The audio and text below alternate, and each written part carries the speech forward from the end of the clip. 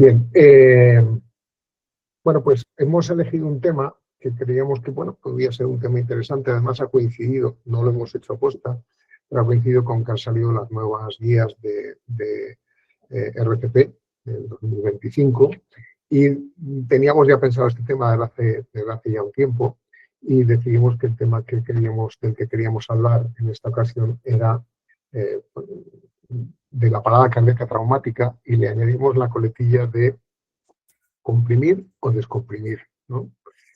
Y en esta ocasión, como os he dicho, contamos con tres grandes profesionales. Los voy a presentar por orden de cómo está en el cartel. No voy a decir de antigüedad porque no sé exactamente. A Carmen la conozco desde hace mucho tiempo y a David muchísimo tiempo, así que no sé exactamente quién fue antes. Tal como figura en el cartel, David Mateo. David Mateo es una persona a la que conozco desde hace ya pocos años, vamos a decir pocos años, y bueno, me ha unido a él el podido trabajar con él y el haber podido conocerle desde ese punto de vista, ¿no? Él en este momento es jefe del servicio del Hospital de Tomelloso, en la provincia de Ciudad Real, en España. Él es también médico sanitario de Ciudad Real y se ha formado como médico de emergencias, como especialista en médicos como especialista en urgencias en el Reino Unido, en Oxford. Así que nada, bienvenido David, muchísimas gracias por estar aquí, que me hace mucha ilusión tenerte. En el segundo lugar tenemos a Victoria Torres. Victoria Torres...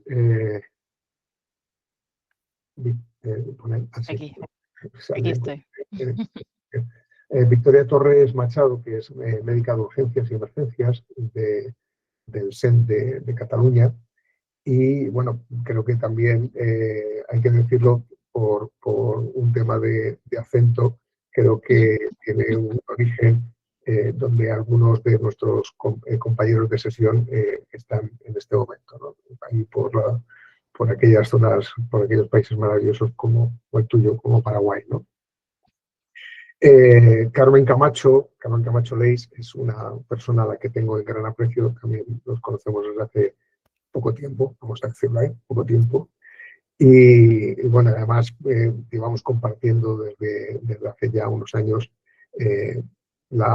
compartiendo una labor interesante en la Junta Directiva de SEMES. Ella en este momento es la vicepresidenta segunda de SEMES y además es médico de emergencias y el cargo es directora de Salud y Protección Civil en España. Así que, bueno, el SEN de Cataluña también en España, que no lo he dicho antes. No vaya a ser que haya alguien que nos diga, oye, no lo has dicho. No tengo ningún afán de nada. Así que nada, fantástico. Pues yo creo que lo que hemos preparado para esta tarde, nos hemos hecho tuvimos una reunión hace unos días y entonces nos planteamos una serie de preguntas que queríamos darle respuesta, ¿no? Queríamos dar respuesta concretamente a tres preguntas. Vamos a intentar ser ágiles para conseguir que demos respuesta. La primera pregunta era comprimir sí, no, ¿cuándo? ¿Qué os parece esa pregunta para la parada cardíaca traumática? Si queréis, para empezar, una de vosotras, ¿qué es una parada cardíaca de origen traumático? Bueno, vamos a ver. Una parada cardíaca de origen traumático básicamente se define como no consciente, no pulso tras trauma. Tiene sus peculiaridades, como hemos estado hablando en otras ocasiones con mis compañeras y contigo, Salvador, de que, y así está puesto en el algoritmo desde siempre, porque es verdad que una parada cardíaca traumática, o sea, que un traumatismo puede acaecer tras una parada cardíaca médica. Pero bueno, por eso al principio del algoritmo está bien establecido que si hay alguna mínima sospecha de que la causa puede ser médica y ha precipitado la causa del accidente, tengamos en cuenta que hay que seguir el protocolo normal. Pero ahí es donde viene bien diferenciar las causas que llevan a la muerte en una parada cardíaca traumática en comparación a una parada cardíaca de origen médico, ¿no? Bueno, yo creo que por ahí podemos empezar. Creo que dejo a mis compañeras que den alguna puntualización, pero básicamente por ahí van los tiros. Bien. Bueno, ¿Queréis yo quería añadir algo? añadir a lo que, sí, a lo que dice David, ¿no? Que la realidad es que en todas las series que se publican de parada cardíaca traumática, que es lo que ha definido David, existen algunos casos, muy pocos, que son causas médicas. Es decir, que eso siempre tenemos que tenerlo presente cuando lleguemos. No es algo frecuente, pero siempre hay que pensar y buscar un poco el antecedente, si alguien ha visto lo que ha ocurrido, etcétera, para poder descartar esa cuestión. Porque como entraremos ahora, realmente el tratamiento es diferente. Y a la pregunta que tú hacías de si compresiones sí o no, bueno, a mí de los términos que he leído, el que más me gusta es el de racionalizar las compresiones torácicas, es decir, es cambiar el chip, abandonar el mantra que tenemos todos de que cuando llegamos a una parada cardíaca es prioritario comprimir y comprimir desde el primer momento, sino que en este caso no es lo prioritario. Y de hecho, cada vez más lo que se propone es que no se comprima, entre otras cosas porque el 50% de los pacientes fallecen por hipovolemia y la realidad es que si la parada es por hipovolemia, pues en un porcentaje tan alto de casos, realmente comprimir un corazón vacío no tiene demasiada trascendencia. Y luego hay otra segunda cuestión, y es que cuando comprimimos, al final estamos retrasando el hacer una serie de técnicas, estamos ocupando los recursos que tenemos en hacer algo que en este caso pues no es lo prioritario. Entonces, no sé si con esto yo he respondido un poco a la pregunta, pero para mí ese es el término. Me gusta mucho decirlo de racionalizar las compresiones torácicas. Sí, siguiendo un poco en esta línea, ¿no? Porque esta ha sido una pregunta de debate, de muchas horas de guardia de debate, ¿no? Porque sobre todo, ¿no? Nos ha llevado a pensar en el origen de estas compresiones. A mí, de hecho, cuando empecé sobre todo a desarrollarme profesionalmente en el medio prehospitalario, la frase mítica del paciente en situación de parada traumática, ¿no? Un paciente traumático en situación de parada, lo que a mí me enseñaron al principio o hace años es que era un paciente muerto, ¿no? Es tan difícil de remontar este paciente que tenemos que realizar tantas intervenciones para poder, ¿no? obtener resultados, y una de estas intervenciones, ¿no? Priorizar, o como dice la Carmen, ¿no? racionalizar cuáles son aquellas intervenciones que podrían tener un impacto positivo, me hizo pensar que si realmente tenemos tantas cosas que hacer, ¿en qué lugar estarían las compresiones torácicas externas? Y analizando el origen de las compresiones externas, ¿no? que salen de hecho en el año 60 más o menos, cuando comienza la reanimación cardiopulmonar como la conocemos a día de hoy, nace después de buscar una alternativa a lo que hacíamos antes, que era abrir el tórax, ¿no? Pero como abrir el tórax era muy invasivo, después de aquellos experimentos animales, comenzamos a hacer compresiones externas. Pero en el paciente traumático, yo creo, y ahora sí que lo digo con sinceridad, ¿no? Es una creencia, porque no tengo de momento datos para demostrarlo. Yo creo que las compresiones torácicas externas no aportan beneficio. Y aún peor porque, claro, la fisiopatología de las compresiones externas se basa en un tórax indemne, en poder transmitir los cambios de presión de todo el aparato pleuropericárdico. En un tórax indemne, si la causa es médica, ¿no? Una obstrucción de una coronaria, estas compresiones o estos cambios de presión pueden generar un gasto cardíaco, un flujo. Pero yo he comprimido tórax de pacientes traumáticos y seguro que muchos de vosotros también.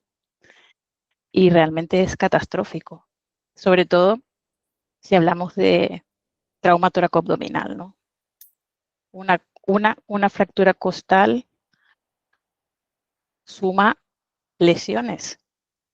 Entonces, yo me planteo, esto de las compresiones externas en un trauma tóraco-abdominal, ¿no podría tener un impacto iatrogénico incluso? Y si hablamos del shock obstructivo, ¿no? Un taponamiento cardíaco, ¿se beneficiaría de este cambio de presiones pleuropericárdicos? Y por eso tengo esta creencia, porque de momento sigue siendo una creencia, que las compresiones externas difícilmente aporten un beneficio en los pacientes en situación de parada traumática, sobre todo si nos enfocamos en el trauma tóraco-abdominal. Sí, ¿Qué opináis? bueno, no solamente, Victoria, creo que son creencias tuyas. A ver, hay que partir de la base de que los estudios que se hacen, que tenemos disponibles, en las cuales la base del algoritmo y el manejo de este tipo de paciente está basado, son estudios que tienen un nivel 3 de evidencia, son retrospectivos observacionales. No hay ni un solo ensayo clínico, ¿no? El Randomized Control Trial, que vamos a ver así en inglés en todos lados.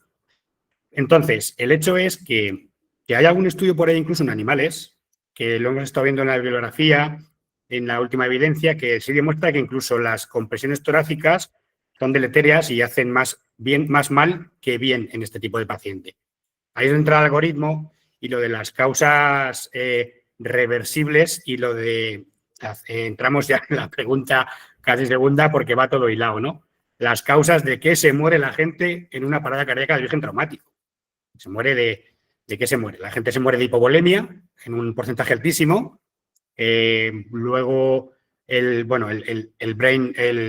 traumatismo craneoencefálico severo y después hay un no desechable porcentaje de algunas series hasta el 25% que se muere de las TES torácicas, los tapones, el tapón, el neumotórax a tensión o el neumotórax masivo o el tapón cardíaco, ¿no?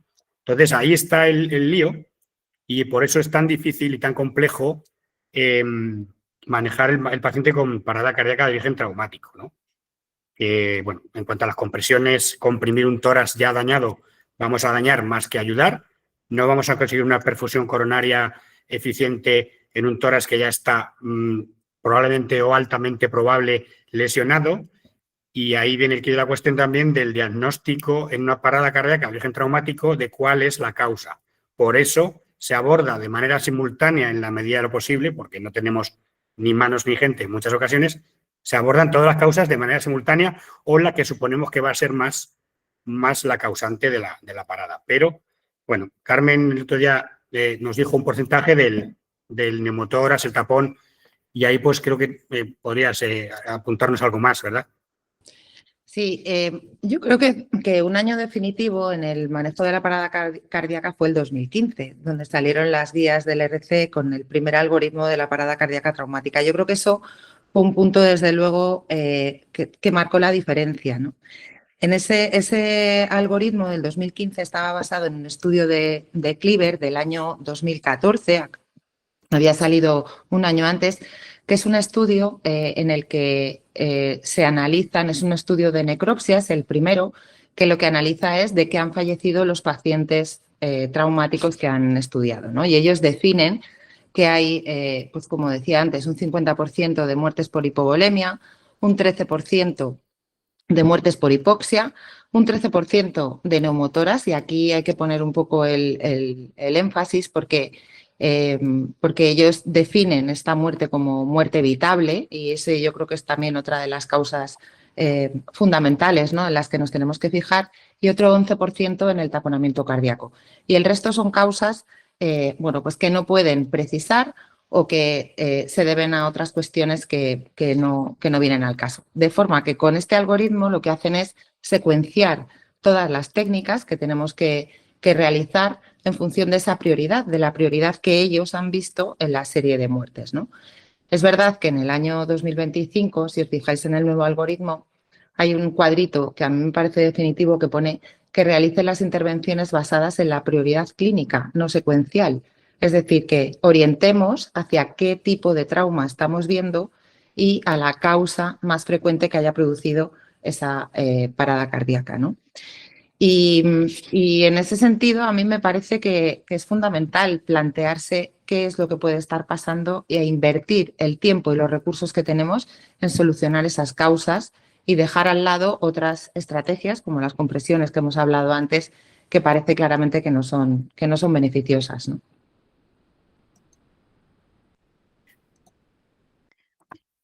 Sí, sobre todo me gusta mucho, Carmen, el introducir los recursos, ¿no? Porque no siempre disponemos de todas las personas que necesitamos para realizar las intervenciones que realmente son útiles.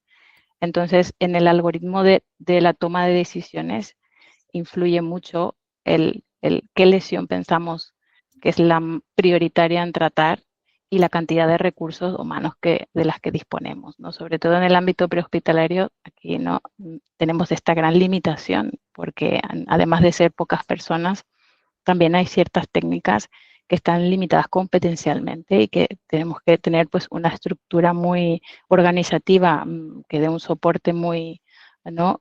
Un soporte en todos los aspectos, porque al final empezamos a entrar en técnicas ya que son más invasivas, que necesitan pues una curva de aprendizaje, que necesitan estar pues ¿no? avaladas dentro del marco competencial y que también limita a diferentes países, porque yo que soy del otro lado del charco, como ha mencionado El Salvador, depende mucho del entorno en el que uno se encuentra, ¿no? Y de qué tipo de perfil profesional puede, ¿no? Está tratando esta parada traumática, porque recordemos que estos pacientes están en la vía pública, no están dentro de un hospital. Entonces, claro, es principalmente extrahospitalaria, ¿no?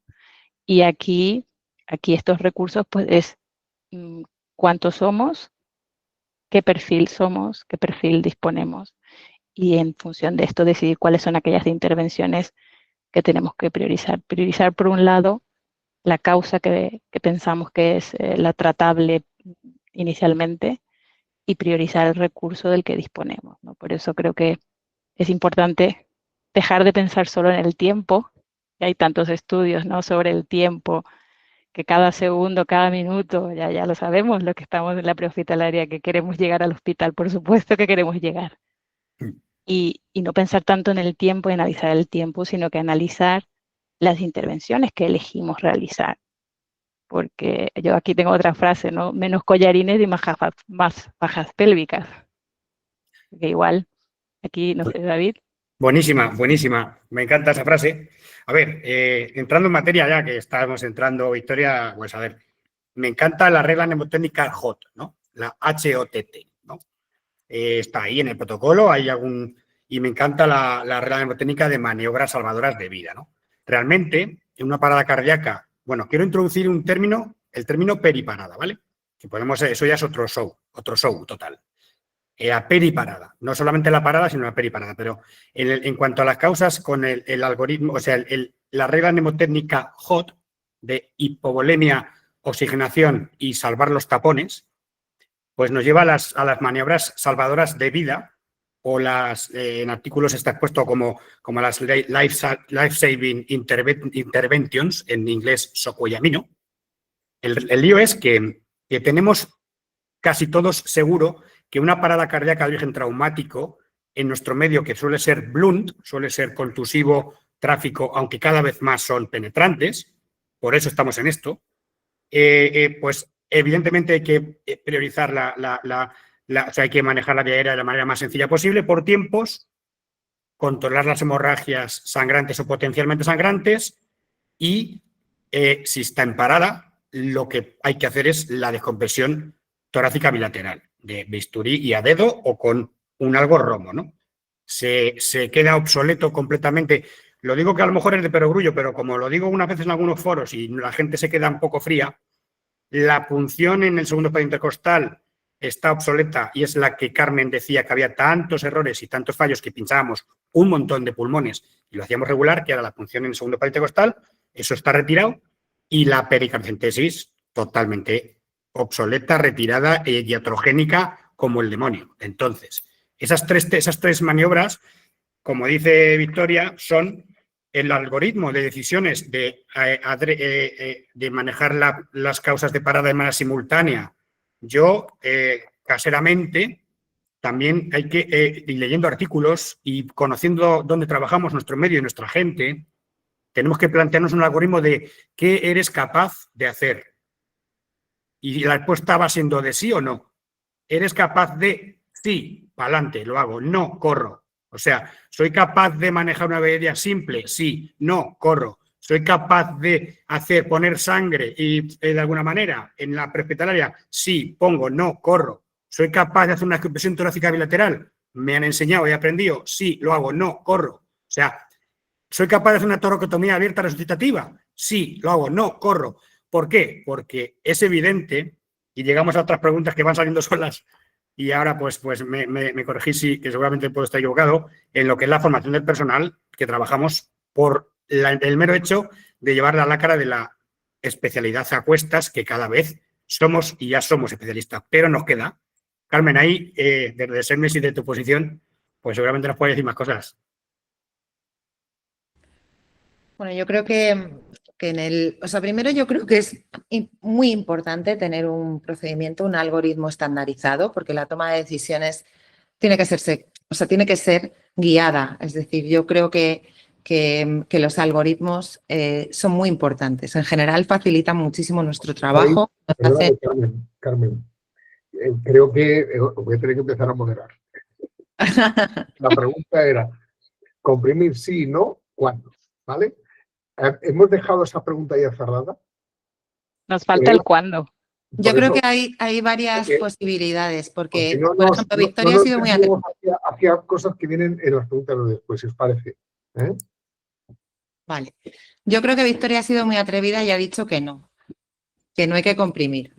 David también lo ha sido y yo creo que tengo una postura más conservadora, más en lo que he leído, ¿no? Porque hasta ahora no hay de lo que yo he podido manejar y os aseguro que he buscado en el que ponga claramente que no se comprima el tórax. Es verdad que en el último algoritmo de parada traumática no aparece en ningún punto nada relativo a las compresiones torácicas, pero realmente yo no he leído nada tan contundente como eso, pero a mí me gusta mucho ese término de racionalizar.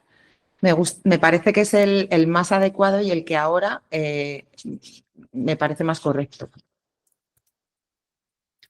Sí, yo creo que es la postura más lógica al final. Y lo de saber hacer algo y correr o no. He visto algún artículo, Carmen, que va en tu línea diciendo que un soporte vital básico que llega y evidentemente no tiene la capacidad técnica ni de conocimientos ni de hacer todas las maniobras necesarias, pues que haga un avanzado al uso. O sea, un básico al uso. O sea, unas compresiones. Bueno, yo creo que eso está en el hecho de que no tenemos todavía, tenemos un poco marcada, como decía Victoria, la parada cardíaca de origen médico.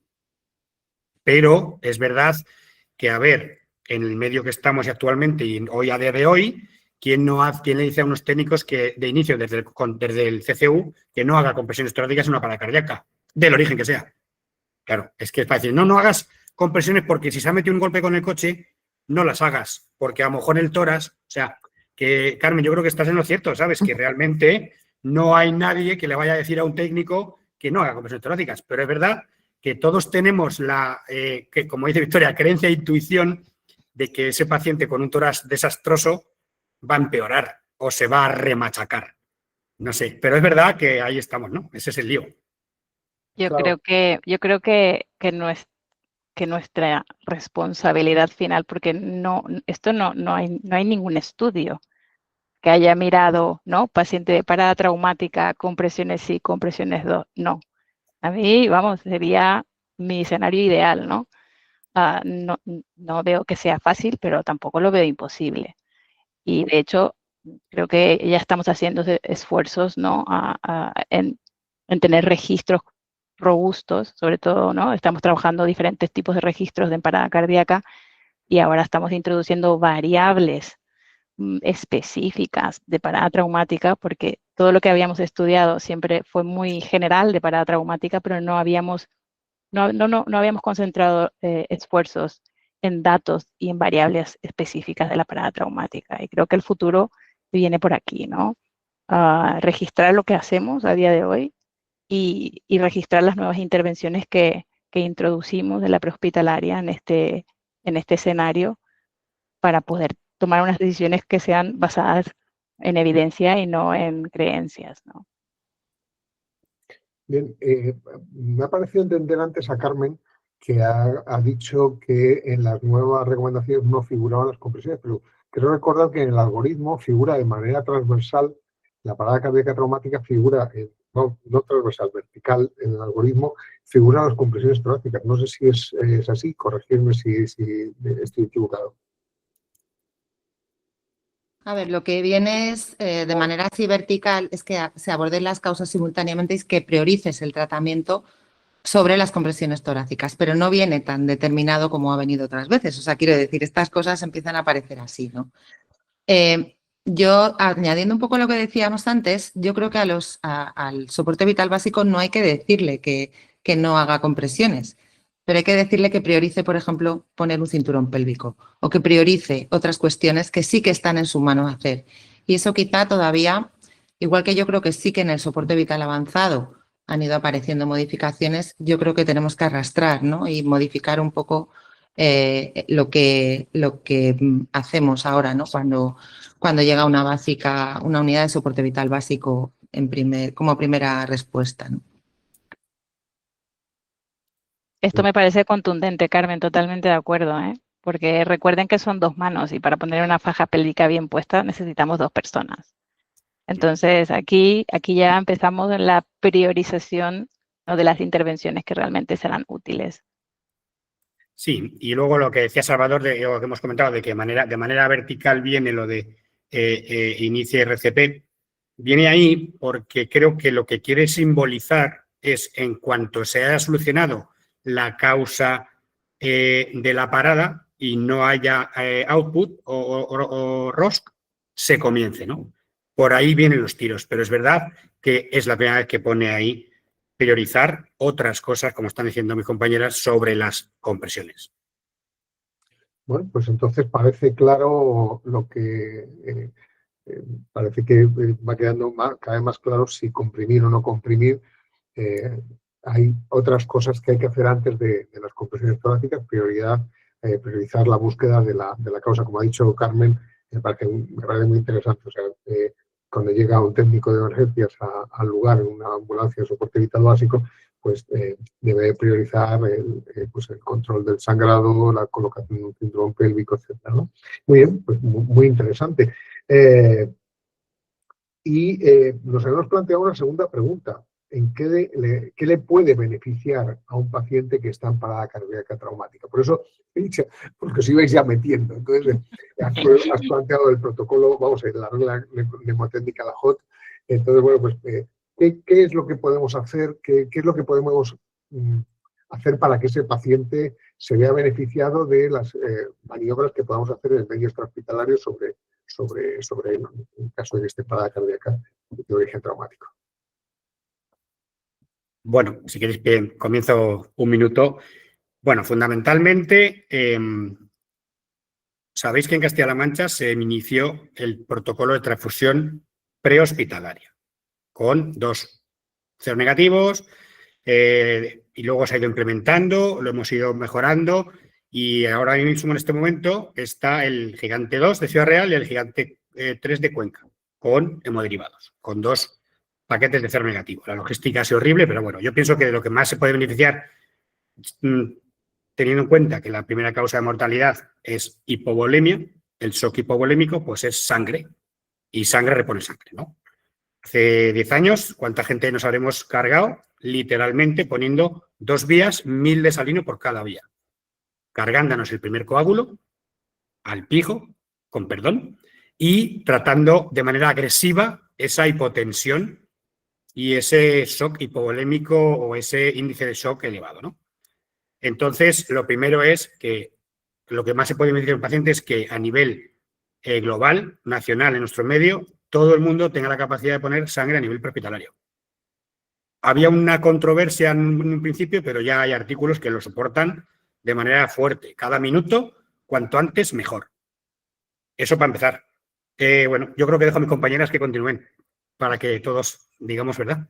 Antes de que continuéis, recordaros que tuvimos ya una tertulia recientemente en el mes de septiembre, en el que estuvimos, el mes de septiembre, en el que estuvimos hablando de transfusión de hemoderivados en el medio extrahospitalario, y fue bastante interesante. Está colgada en YouTube, en el canal de SMS, podéis encontrar el enlace.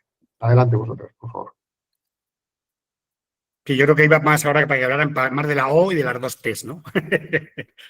Del HOT. Sí.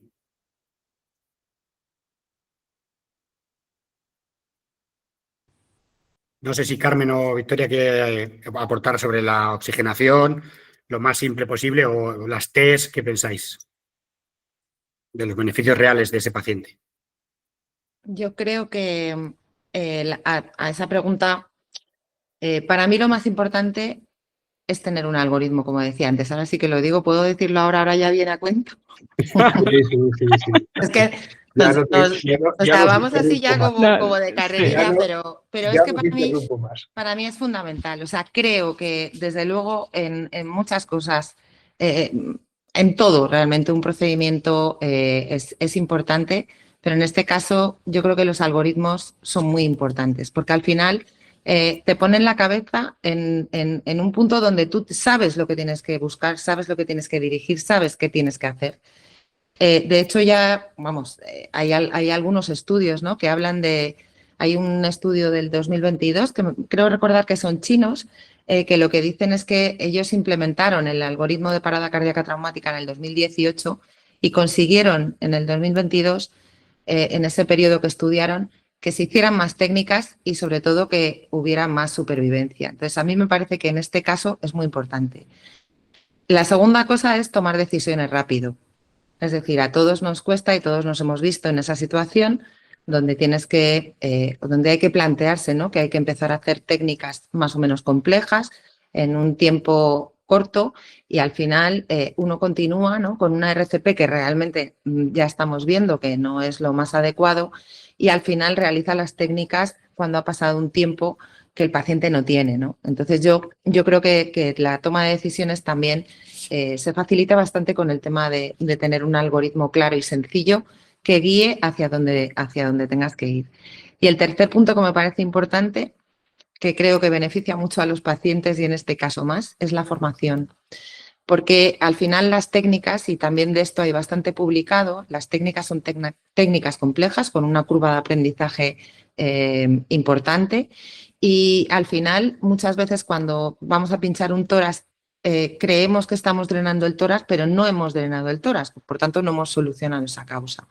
Es decir, que al final el estar dentro de, el tener una formación adecuada en técnicas, a mí me parece especialmente importante. Y esto enlaza un poco con lo que decía David de la especialidad, ¿no? Yo creo que la especialidad va a ser algo que va a beneficiar a muchos pacientes, pero a estos concretamente mucho más, porque uno de los puntos fundamentales, ¿no?, del programa oficial de la especialidad son las técnicas que están vinculadas a estos algoritmos, ¿no? Sí, continuando con esta línea, vamos, aquí creo que estamos todos de acuerdo en que no solamente tiene que ser un algoritmo porque a veces pensamos, ¿no?, en visión de médicos, ¿no?, en algoritmos clínicos muy específicos, sino que creo que tienen que ser procedimientos muy cerrados a nivel organización, es decir, diferentes organizaciones y sobre todo, importantísimo, la colaboración, la sinergia entre la prehospitalaria y la hospitalaria. Lo que creo que lo que sí tenemos que, ¿no?, poner esfuerzos en elegir aquellas técnicas y aquellas intervenciones específicas que pensamos que aumentarían la supervivencia de los pacientes, ¿no? Yo me imagino en el futuro, un futuro ¿no?, a nivel estatal, me imagino, pues un soporte vital básico que llegue y que priorice faja pélvica, vía aérea, y que llegue a un soporte vital avanzado y que priorice toracostomía bilateral, ¿no?, abierta, sangre tranexámico, fibrinógeno, ¿no?, cosas así, y hacer una toracotomía resucitativa en los casos en que realmente está indicado, en colaboración y total coordinación con urgencias del hospital, porque este paciente tiene que tener una continuidad y de hecho, ¿no?, implementar el procedimiento de toracotomía de resucitación probablemente de manera aislada no tendrá mucho impacto, sino que la toracotomía de resucitación es una de las intervenciones en global que deberían de implementarse simultáneamente en cualquier organización o en cualquier, ¿no?, sistema prehospitalario, que estas intervenciones deberían continuarse a nivel hospitalario. Aquí yo creo que es la clave, ¿no? No lo veo sencillo, evidentemente, pero creo que tenemos que caminar hacia aquí, ¿no? Pues, a ver, Victoria, es absolutamente necesario y vamos, sine qua non. El hecho de que, bueno, ahora estamos acabando con el protocolo de trauma Castilla-La Mancha, ¿vale? Va a salir en un mes aproximadamente. Bueno, yo me metí en el ajo al tema del relevo y el preaviso hospitalario, que yo traía bien aprendido del Reino Unido, ¿vale? En plan, una persona hablando y todo el mundo escuchando. Ni un pero, con un SBAR, método estándar, como si fuera una película de Emergency Room con George Clooney ahí. Así es como yo lo viví, con la boca abierta, durante 4 años. Después de 10 años, ahora parece ser que ya hemos conseguido que empiece a ocurrir de verdad ese preaviso hospitalario con el relevo único, y en el protocolo de trauma se ha incluido tanto el código rojo, que es el sangrante, voy derecho a quirófano, me salto todo, porque el tío está muy malo, incluso me han dejado que meta y que hemos introducido el esbozado la posibilidad de que alguien realice el procedimiento con las capacidades técnicas y las indicaciones, bueno, sobre todo en la parada cardíaca de origen traumático penetrante tórax, ¿no? Entonces, es fundamental que nuestros dirigentes y gestores a nivel organizativo acepten ese protocolo, lo implementen, y luego tenemos nosotros la responsabilidad de enseñárselo a los hospitalarios, de los cuales yo también soy, porque trabajo en el Hospital de Tomelloso. ¿Qué pasa? Que esta visión dual de trabajar en la calle y en el hospital, te das cuenta de que lo que hago mal yo en la calle y lo que hago mal yo en el hospital, a la hora de cuando vienen mis compañeros y me dejan un paciente, ¿no? Eso te da una visión, así desde fuera, más o menos, desde arriba, en la cual, como no convenzamos a los policy makers, vaya, a los que hacen las guías clínicas y las aceptan para que eso ocurra, pero en los foros actuales, donde el otro día con Salvador estuvimos en una jornada maravillosa de cirugía, urgencias y intensivos, pues Salvador os puede contar. Había opiniones para todo. Entonces, nos va a costar un poco de trabajo. Pero ahí está el lío. No sé lo que pensáis, Salvador. Sí, no, claro, eso es así. Yo creo que es complicado, pero yo creo que, fíjate que lo interesante que ha comentado Carmen es tener un protocolo, tener un procedimiento escrito, un algoritmo escrito que diga lo que hay que hacer. Porque, entre otras cosas, y poníamos el otro día, no sé si os acordáis, comparábamos con lo que pasa con la parada cardíaca en la gestante, ¿no? Que hay un procedimiento muy escrito, y incluso en las propias guías te dicen que desde el primer momento ya empiezas a pensar en que probablemente tengas que ir a una cesárea de emergencia, ¿no? Yo creo que es interesante tener ese procedimiento.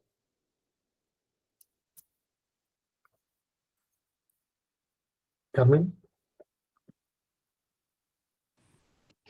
Sí, es un poco profundizar. Yo creo que que implementar un procedimiento en una organización, sobre todo en una cuestión como esta, es absolutamente vital. Perdona, tenemos manos levantadas. Yo creo que vamos a, si os parece, podemos avanzar en las 3 preguntas y a continuación abrimos las preguntas de nuestros compañeros que están ahí escuchándonos, ¿de acuerdo? Bien, entonces, pasamos entonces a la tercera pregunta. ¿Creéis que la segunda pregunta está ya resuelta? Victoria? Sí, creemos. Pues venga. Aquí todos creemos. Resumenísimo. Sí, Las 3 maniobras, que todo el mundo se quede con la idea de que las 3 maniobras salvadoras de vida hoy son control del sangrado, cerrar grifo, meter sangre, optimizar vía aérea lo más sencillamente posible. No se puede perder tiempo en intubar ni cosas de esas, mucho menos cricos, a no ser que sea necesario. Y luego la descompresión torácica bilateral o la toracostomía. Bisturí superficial, dedo o mosquito romo. Creo que esas 3 maniobras todo el mundo debería tenerlas claras y para que empezáramos por algún sitio, pero es verdad que hasta ahí, ¿no? Yo creo que es con eso un resumen. El otro día nos planteábamos una tercera pregunta que es, y aquí habéis, por eso os decía antes que cuidado porque nos estábamos desviando de la primera pregunta, y decíamos, ¿cómo tomamos la decisión? ¿Cómo tomamos la decisión? ¿Qué os parece esto? La más difícil. Bien, pues dinos algo. La Carmen es. O sea, yo creo que la toma de decisión no es solamente cómo, sino es cómo y cuándo. Para mí es muy importante, por eso creo que un algoritmo facilita esta toma de decisión, ¿no? Pero para eso uno tiene que haberse formado, tener dominadas las técnicas, tener un equipo suficiente como para poder destinar los recursos a hacer, secuencialmente todas las técnicas que hay que hacer, ¿no? Yo cuando me he visto en estas situaciones, reconozco que una de las áreas de mejora mías y de otros muchos que he visto trabajar es precisamente eso, que nos tomamos un tiempo en llegar a tomar la decisión de hacer una toracotomía bilateral. Buscamos el diagnóstico, cuando realmente lo que nos están diciendo, ¿no?, los algoritmos es que no perdamos tiempo en esas cuestiones, porque al final hay que ir descartando esas causas, ¿no?, que ya Kliber describió, porque son las que matan, los que matan de forma irremediable ya al paciente, ¿no? Entonces, para mí esa es la clave, es el cómo y sobre todo el cuándo. El cómo es muy importante el algoritmo y es muy importante la formación. Y eso no siempre es fácil, porque la formación en técnicas no es tan fácil de adquirir. ¿Por qué? Pues yo creo que porque de alguna manera yo creo que no se ha generalizado tanto como debiera, ¿no?, en estas cuestiones. Son técnicas además poco frecuentes. Al final, ¿cuántas veces hace uno en su vida, por ejemplo, en el ámbito extrahospitalario, cuántas veces hace uno en su vida el drenaje de un taponamiento cardíaco? ¿O cuántas veces hace uno en su vida una toracotomía de resucitación? Pues a lo mejor una, ninguna, o 5, pero al final estamos ahí, ¿no? Entonces, esto es un poco algo para lo que tenemos que estar entrenados sin tener la capacidad de entrenarnos en el día a día, ¿no? Por tanto, la formación, la simulación es fundamental, es decir, buscar cómo podemos formarnos en este tipo de técnicas, yo creo que es, básico, ¿no? ¿Crees que la especialidad dará solución a este problema? No sé, dentro de los próximos 10 años veremos estarán hablando por ahí de, fíjate, cuando yo empecé la residencia, ¿crees que pasará eso? Hombre, yo estoy segura. Creo que desde luego mejorará la formación en muchas áreas, ¿no? Porque es una formación sistemática, es una formación reglada, es una formación que tiene un porqué, ¿no? Y está absolutamente planificada, ¿no?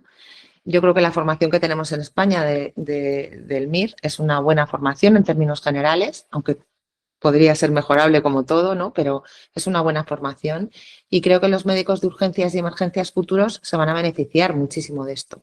Y además es que en este caso que nos ocupa es especialmente importante por lo que digo, ¿no? Porque son técnicas, es un manejo de un paciente que no es tan habitual, ¿no?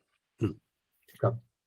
Eso es el gran problema, ¿no? Es como la formación en IMV, ¿no? Pues tienes que hacer una formación que,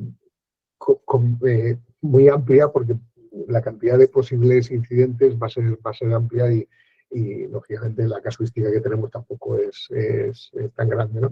El otro día en las jornadas estas que comentaba David, en el segundo día hubo un cirujano de Caracas que, bueno, pues claro, tenía una experiencia tremenda en trauma torácico, penetrante por la cantidad de heridas por arma de fuego, por arma blanca que atendían en el hospital, ¿no? que estaba.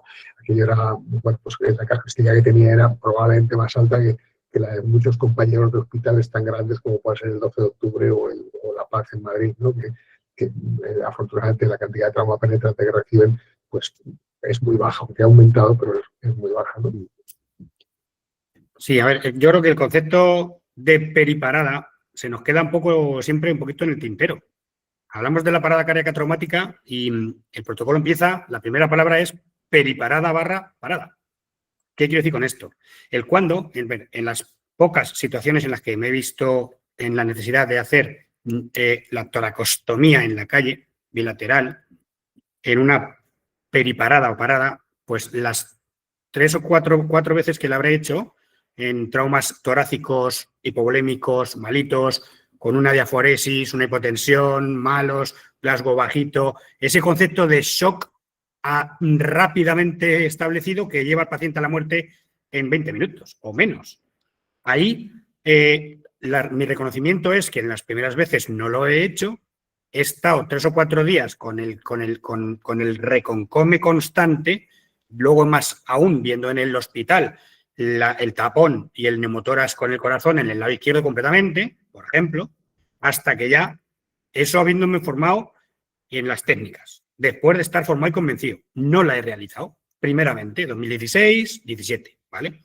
Pasé a un segundo tiempo en el que a una paciente en un coche dentro con un claro signo de hipovolemia, con una frialdad, una palidez extrema, blanco y con un Glasgow tontorrono diciendo tonterías, le he metido los 2 dedos en los 2 toras y le ha subido la tensión de 7,4 a 11,7 inmediatamente, con un soplío bilateral. ¡Fua!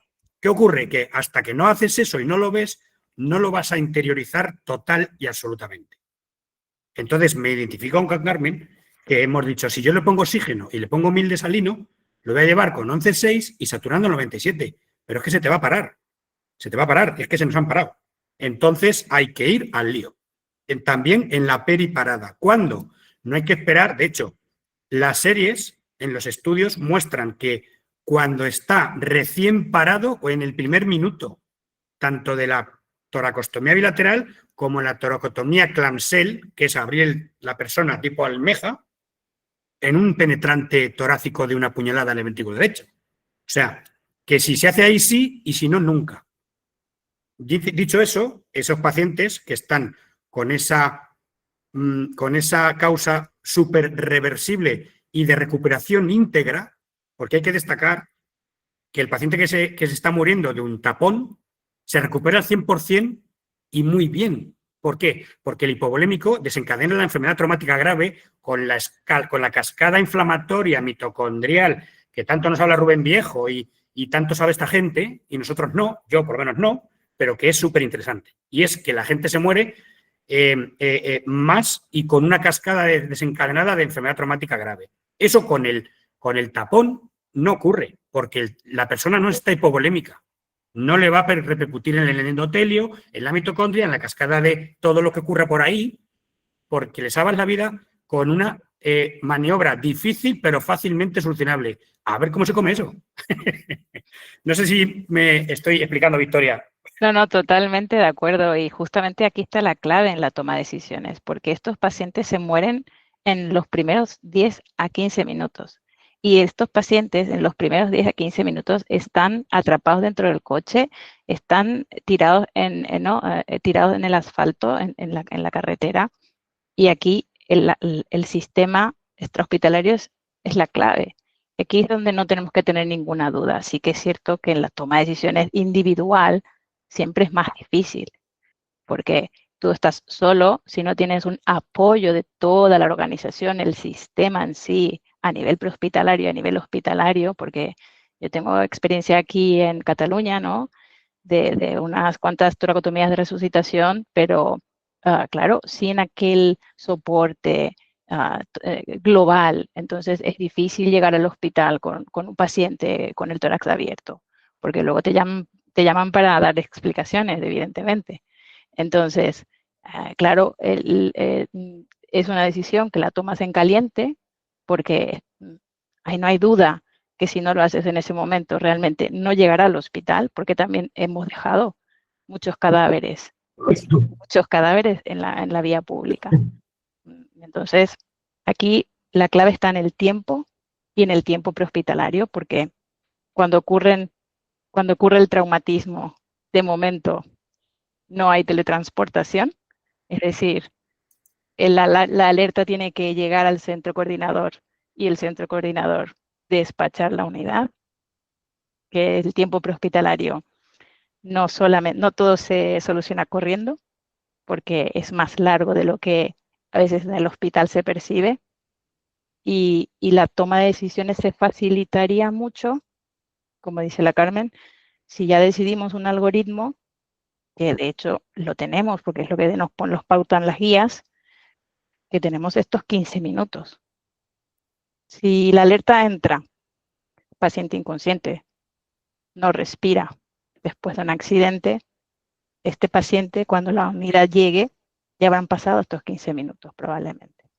Este paciente está en la ventana. Este paciente tiene indicación de todas las intervenciones que hemos dicho que pensamos y de las cuales tenemos cierta evidencia que tienen impacto. El oxígeno, toracostomía bilateral, faja pélvica, sangre, plan exámico, coagulopatía, ¿no? Y la toracotomía de resucitación.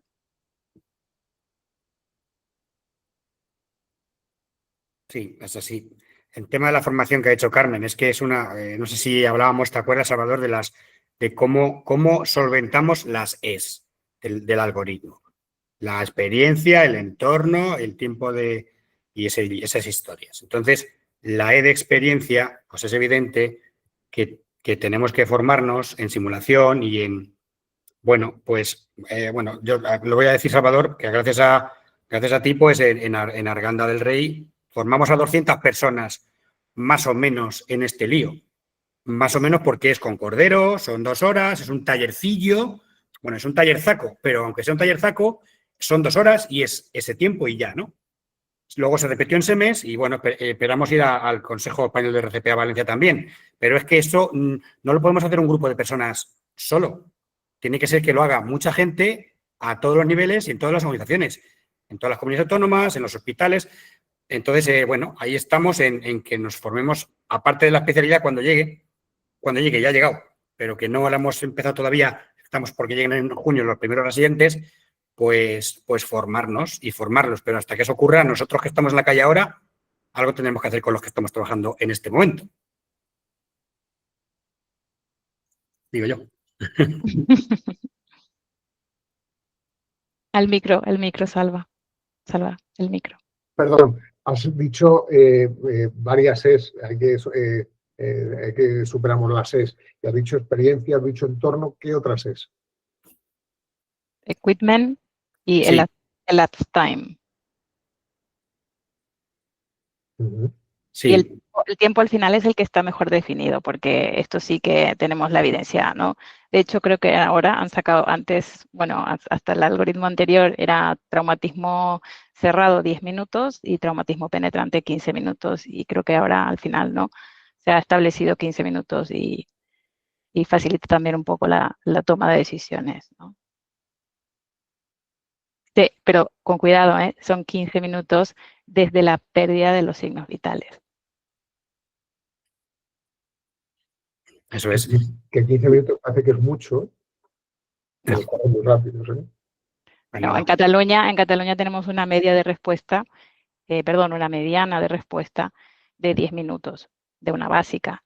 Pero claro, esto también está muy limitado porque, ¿no? Al final sí que estamos sacando más datos ahora porque hemos desarrollado un estudio, bueno, un registro prospectivo de paradas cardíacas, que es el RIME-CAT, gracias a, ahora hago le tengo que nombrar sí o sí al doctor Josep Aceli, que ha sido el impulsor de este registro. Y a partir de este registro hemos hecho un subregistro de paradas cardíacas traumáticas y estamos empezando, ¿no?, a ver un poco de luz de estos datos, ¿no?, de realmente dónde separan, de qué separan y cuáles serían porque la Carmen decía, ¿no?, es que hacemos pocas, ¿no?, son técnicas poco frecuentes y a mí me llama la atención porque de estos datos que son muy verdes todavía, porque tenemos un par de años, pero son 130 pacientes al año, que tendrían una hipotética indicación de como mínimo toracostomía bilateral y no lo hacemos. Hacemos compresiones y un poco más porque hacemos compresiones mecánicas. Entonces, aquí es donde encontramos los puntos de mejora.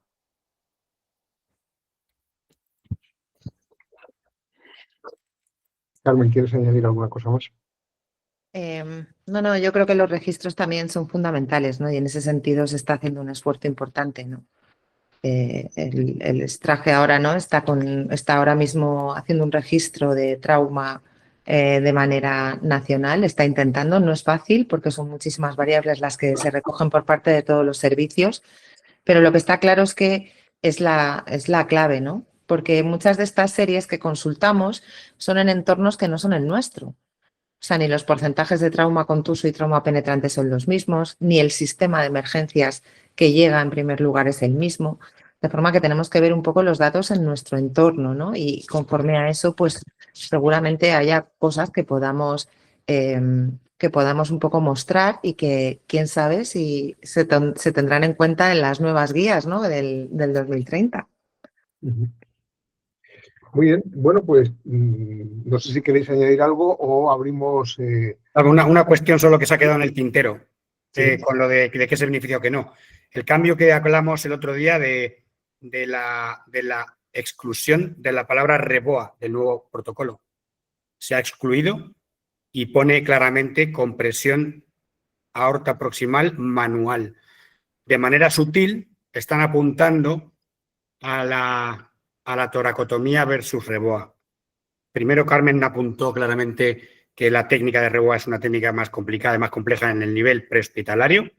Y segundo, hubo un estudio que se lanzó para comparar ambas estrategias, que cuando había trauma torácico, claramente el REBOA aumentaba la mortalidad. Eso le hizo mucho daño.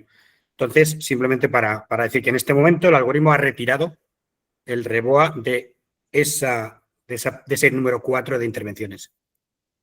Nada más. Interesante. Fíjate que hace 2 años en el Congreso de SEMES hubo talleres sobre REBOA, mesas sobre REBOA. Nosotros en DECAE hicimos dentro del taller de trauma, de parada cardíaca traumática, una parte también donde estaba REBOA. Bueno, pues, interesante. Bueno, abrimos, si os parece, abrimos a que nuestros compañeros den sus opiniones. En primer lugar, teníamos a Alejandra Sobrino, que creo que sí, sigue conectada. Por favor, Alejandra, adelante. Que fue la primera mano que se levantó. Hola, buenas tardes. Bueno, soy Alejandra Sobrino, por si no me conocéis. No te conocemos. ¿De dónde eres? Pues mira, soy técnico en un soporte avanzado en el SUMA 112 de Madrid, en concreto en la UBI20. También he participado en Castilla y León, he trabajado, bueno, llevo 20 y tantos años trabajando, y estudiante de enfermería. Entonces, bueno, me han invitado a entrar y cuando he levantado la mano es que estoy totalmente de acuerdo en que en las 3 preguntas que habéis realizado, lo ideal sería tener un algoritmo o unos algoritmos universales para la prehospitalaria y para el manejo del paciente y el trasvase entre ambos servicios, que a día de hoy es complejo, pero viendo cómo va evolucionando todos los estudios clínicos en pacientes con paradas cardiorrespiratorias por traumatismos, antes nos fijábamos el que ha podido formarse y tener esa experiencia en la calle y además hacer una buena práctica. El XPHTLS ya empezaba con el paciente pudiera tener problemas de supervivencia por hipovolemia. Y ahí los algoritmos, ya se hablaba de ellos, hacerlos universales, pero siempre va a depender mucho del territorio donde estemos trabajando, de los recursos de los que dependamos, del tiempo de respuesta, de atención del primer interviniente y, como acabáis de decir ahora mismo, la pérdida de constantes vitales. Esos 15 minutos, al final, es la primera decisión que hay que tomar en equipo, porque cuando te encuentras al paciente lo primero que dudas es en ese tiempo de respuesta y esos 15 minutos. Con las nuevas guías, es verdad que seguimos avanzando a que todos lleguemos a unificar ideas y hagamos píldoras pequeñas desde el ciudadano que es atendido por vía telefónica realizando maniobras básicas de RCP hasta el técnico de un soporte básico o, en este caso, una ambulancia tipo C, en el que se pueden realizar muchas más maniobras avanzadas con más técnicas. Que esas técnicas, estoy totalmente de acuerdo con Carmen Camacho, que la mayoría de las veces tienen que estar muy consensuadas, ¿cómo te diría? Con muchísima formación, pero con una formación seria, eficaz y con los mismos criterios, porque de nada vale formarnos en 20.000 sitios y ir como pollo sin cabeza. Entonces, creo que los algoritmos deberían empezar por esa formación. La experiencia la da pues quien haya nacido antes y quien se haya puesto a trabajar antes. Y, por supuesto, que también estoy de acuerdo con Carmen y creo que yo podría añadir el entrenamiento. El entrenamiento es fundamental porque no todas las veces tenemos estos casos de pacientes traumáticos. Yo estoy en un soporte en el que sí hay mucho paciente traumático por vehículos, accidentes laborales, agrícolas, etcétera, pero no se dan estas circunstancias todos los días en una guardia de 24 horas. Y, como habéis dicho, habrá gente que se muera sin verlas, sin realizarlas, y ahí se quedarán, ¿no?, un poco en el olvido. En la tercera pregunta de tomas de decisiones, porque he ido tomando así algunos apuntes, un poco para confirmar lo que habéis dicho, porque está muy bien dicho, ¿eh? No tengo nada en contra que decir de ninguno de los 4 que habéis participado, sobre todo. En la toma de decisiones, pues esto lo aprendí de un señor que se llama Salvador Espinosa en uno de los cursos que se hizo en el servicio del SUMA, de cómo gestionar el estrés en el equipo para la toma de decisiones. Y es muy importante que esa toma de decisiones venga consensuada, pero, como he dicho antes, saber desde la primera decisión que se toma cuál es el tiempo de respuesta que hemos tenido, y en esto es difícil de vincularlos porque cada territorio en el Estado nacional es diferente y perdonad lo que lo diga, pero en algunos sitios parecemos pacientes de primera y otros de segunda, en donde vas a un sitio que hay miles de recursos, vas a otro y no hay nada. Entonces, a ver, esa es la primera decisión, ¿qué es lo que tengo? Y lo segundo, bueno, el equipo, ¿con qué equipo tengo que tomar esa decisión? Con esa experiencia que yo tenga, con el equipo que me acompaña, y volvemos al algoritmo, sería perfecto. Entonces, si se tuviera que hacer el algoritmo, que estoy totalmente de acuerdo, tendría que ser consensuado, más que por el territorio o por los tiempos de respuesta, por el personal que va dentro del vehículo, la formación de ese personal, los méritos de personal, y consensuado con los hospitales de referencia útiles, que esa es otra. Hay muchas píldoras y muchos algoritmos, pero cuando llegamos al hospital no saben muchas veces ni de lo que hablamos, ni recomendaciones ni hechos. Y bueno, pues poco más tengo aquí apuntado, que me parece todo muy interesante, que donde estaba el índice de supervivencia cuando eres voluntario pequeñajo con 16 y 17 años, que te dicen que los 5 primeros minutos es el 50% de supervivencia, pues ahora se van metiendo. En los primeros 5 minutos ya son 15 minutos en los que se puede casi salvar a una persona. Muchísimas gracias, Alejandra, Nada, gracias a vosotros. por esta devolución de lo que hemos estado, de lo que nuestros compañeros han estado comentando. Estoy totalmente de acuerdo. Creo que hay que trabajar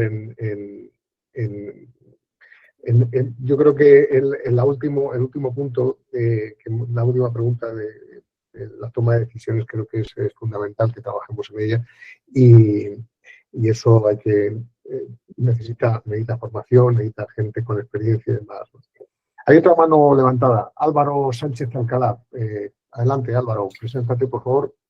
Sí, hola, buenas noches. Soy Álvaro Sánchez, soy médico, trabajo en el servicio de emergencias extrahospitalarias en Andalucía, en Jaén. Y mi pregunta pues va dirigida sobre todo a una cuestión que me ha causado bastante inquietud, ¿no?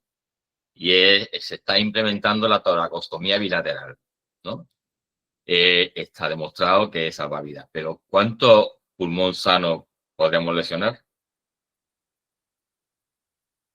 ¿Alguien me puede responder a ello? Vale, yo voy a intervenir, si me permitís. Mira, muchas gracias, Álvaro, por la pregunta.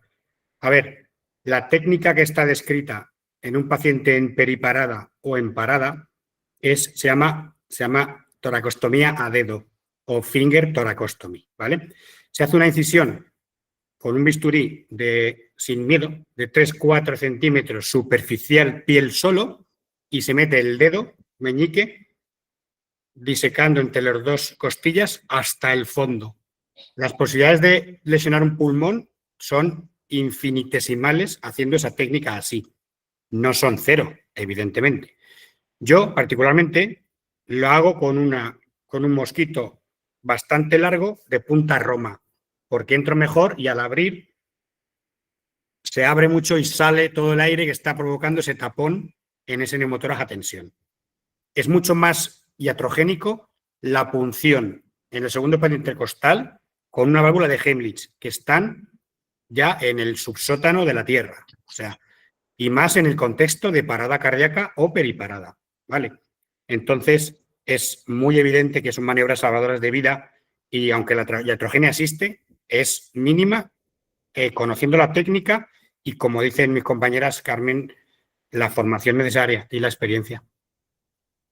Sí, estamos de acuerdo en que hace falta una formación, pero tenemos 15 minutos, estamos hablando de los 15 minutos. Eso no es una técnica que esté exenta de emplear un tiempo que muchas veces lo tendrás que hacer con la ambulancia en marcha, con lo cual ya conlleva una dificultad técnica mayor. Es una incisión de 4 o 5 centímetros que, como tú dices, hay que abrir luego con el dedo, que drenar. Lleva un tiempo y posiblemente la toma de decisiones y el cuándo, porque si ves claramente que hay un pulmón que está funcionante, no veo la necesidad de llevar a cabo una toracostomía bilateral. Es que es importante el contexto, Álvaro. A ver, primero, la técnica se tarda exactamente 10 segundos. 10 segundos. Literalmente. 10 segundos. Empieza a contar, cuando pasen 10 segundos ya está hecho.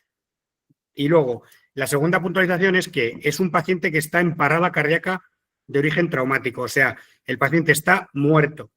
Entonces, cuando un paciente está muerto de una causa traumática, es una técnica obligatoria. Hay que hacerla siempre sí o sí. Está en las 3 obligatorias. Toracotomía, clamshell, es otro cantar, evidentemente. Pero la toracostomía bilateral, el drenaje torácico bilateral en la parada cardíaca, o sea, paciente en parada, es una obligación tanto como una adrenalina en la parada médica. Es así. Y se tarda 10 segundos, Álvaro. 10 segundos en cada lado. 10 segundos, literal. Es tras, plas. Menos. Es que son 5 segundos o menos. Es una técnica rapidísima. De verdad. Es muy rápida. Innecesaria y obligatoria. En la parada cardíaca de origen traumático. Bueno, mis compañeras, por favor, que me quiten la palabra. Yo en cualquier caso lo que diría que aquí lo importante es drenar el neumotórax. Es decir, a lo mejor no tienes experiencia para hacerlo, pero desde luego para intentar hacerlo de una manera que consigas drenar ese aire que está realmente matando al paciente, a mí me parece que desde luego es obligado y tampoco puedes llegar a grandes diagnósticos con esos tiempos. Por tanto, en un paciente que está parado, que es de causa traumática, lo que dicen las guías y desde luego además señalan que esa es una de las causas de muerte evitable, es el drenar los dos toras, los dos hemitoras en este tipo de pacientes. Yo creo que tampoco, quiero decir que hay que planteárselo y hay que tomar la decisión muy rápido porque al final lo importante es sacar ese aire que está matando al paciente, en ese 13% de pacientes, serían un 13% más que sobreviviría. Y el daño que puedas hacer al pulmón vendrá después. Pero es que si no drenamos el aire que está en el pulmón, el paciente fallece. Entonces, a eso es un poco a lo que van las guías y el objetivo que tiene este algoritmo de decisiones, ¿no? Sí, de hecho, ahora se recomienda esta técnica de la toracostomía a dedo o digital, ¿no? La finger thoracostomy, por esta seguridad, porque sí que es cierto que en otras épocas hemos utilizado diferentes dispositivos, ¿no? Incluso todavía tenemos en algunos sistemas, pues el trocar, ¿no? Diferentes marcas comerciales bueno, que tienen este riesgo iatrogénico por la punta, por la técnica, por lo que implica, ¿no? la cantidad de veces que utilizamos este instrumental y la decisión final, las recomendaciones actuales por su seguridad y por el impacto positivo es la toracostomía a dedo. El quinto. Muchas gracias. Sí.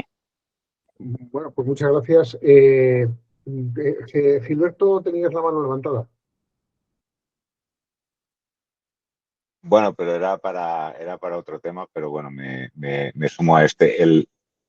Y hago una pregunta. Al Gilberto, final, yo te conozco y muchos te conocemos, Ay, pero perdón. además Sí. hoy es el día os comento que es el día, hemos llegado a 100 personas conectadas, es la vez que más conexiones hemos tenido en la tertulia de la Rey, así que hay un montón de gente que está deseando conocerte. Vale, sí, es cierto, porque además como hay el límite, yo me he quedado fuera por una llamada un momento y me ha costado muchísimo volver a entrar. Bueno, soy Gilberto Alonso del SEM de Cataluña y bueno, yo había levantado la mano para que David aclarase lo del Reboa, porque ojo, que el Reboa quede fuera de juego del trauma torácico no quiere decir que no tenga su papel en la zona 3 en otros tipos de trauma. Digo, para que no pensemos que nos hemos olvidado del REBOA y su papel futuro en la parada cardíaca no traumática. Era para que, si lo quería comentar, lo digo porque de la manera que lo has dicho, David, daba la sensación de hemos tirado el REBOA a la basura, que no se puede tirar porque cuesta una pasta terrible, pobre del que tiene un REBOA a la basura, ¿no? Vale. Pero ahora aprovecho también, ya que el compañero, hacer una reflexión. Las técnicas, sobre todo las que son invasivas y son a ciegas, nos dan miedo a todos. Y perdonad si lo digo así, los que somos más viejos, pues ahora pensamos en cosas que antes hacíamos a ciegas y que ahora podemos hacer ecoguiadas, pues que felices o que felices quedamos antes cuando poníamos una subclavia o una yugular, pues simplemente con límites anatómicos, etcétera, ¿no? Y no éramos conscientes de toda la iatrogenia que podíamos hacer. Entiendo que haya miedo a la iatrogenia, pero tanto Carmen como David como Vicky lo han explicado muy bien. Este paciente se va a morir, ¿eh? Y vuelvo a lo del concepto de no hacer masaje. No nos lo tomemos literalmente. El concepto de no hacer masaje es decir, oiga, es que si solo hace masaje, esto no sirve de nada. Y esto es el concepto que a mí me gustaría que quedase. Si solo hacemos masaje en un trauma torácico grave contuso o un trauma penetrante, en paciente en parada cardíaca o periparada, como bien decía David, que es muy importante, que ahí es donde realmente nos fajamos, porque el complejo es el periparada, el otro es, si me lo permitís, es otra caballo rey. Tú aíslas la vía aérea, empiezas a ventilar, hacer las toracostomías y a partir de ahí haces todo lo que puedas y sepas hacer, ¿no? El chungo es el que se te está muriendo delante de las narices, ¿no? Y tienes que tomar esa decisión. Con Vale. esto, la reflexión era no tener miedo a las técnicas y sí lanzar un poco el órdago de todos hemos probado cosas. David ha hablado de corderos, Vicky, yo me he perdido un trozo, no sé si ha hablado de nuestros cerdos en algún momento y de otras historias que tenemos en mente, pero lo que está claro es que para nuestros futuros residentes, porque los cirujanos no los van a formar, porque nuestros cirujanos tampoco es que tengan mucha experiencia y cuando tengan la circunstancia en el hospital, evidentemente el último que va a hacer una toracotomía de Clamshell va a ser el R4 de medicina de urgencias, creo yo, como es normal. ¿Cómo conseguimos que todo el mundo tenga modelos de los que sea, virtuales, modelos animales? ¿Cómo lo hacemos? Que eso es realmente lo que a mí me angustia ahora mismo. Porque para perder el miedo tenemos que hacer y repetirlo. Y disculpar que me haya extendido tanto. Bueno, Gilberto, creo que nos conocimos en SEMES en Murcia y encantado. Bueno, evidentemente eso es. Tenemos un protocolo, o sea, un algoritmo homemade, casero, total, con que lo ponemos en el taller este de los corderitos, en el cual el REBOA, por supuesto, tiene su lugar.